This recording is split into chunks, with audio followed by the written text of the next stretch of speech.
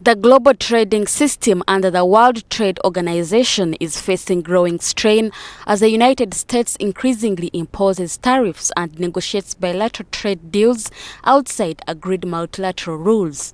Trade experts warn that these actions undermine the WTO's core principles of non-discrimination and consensus decision-making, leaving weaker economies, particularly in Africa, exposed to unfair trade pressure. The second pillar relates to the coercive bilateral deals, where they are really trying to extract, basically through extortion, investment, defense purchases, economic security alignment in exchange for tariff relief that still leaves the rates historically high. So, for instance, yesterday's big news was that India has just finalized their deal with the US, and so I was hoping to see some kind of reciprocity in that deal, but the tariffs are still, US gives, India gives the US 0%, and I think India has agreed to 17%, if I'm not mistaken, on some lines.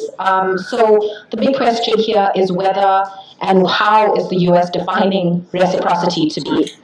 Now, civil society groups are urging African countries to have their long-standing trade concerns respected at the World Trade Organization Ministerial Conference scheduled for March in Cameroon. They stress that any agreement must safeguard Africa's development priorities, ensure fairness in global trade, and uphold the principles of multilateralism.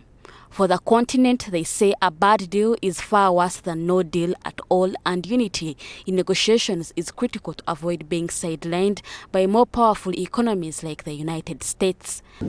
How does Africa come together and resist this bilateralization, what's supposed to be a multilateral system? How do we work it to our advantage? This is some of the critical questions that we are trying to address here.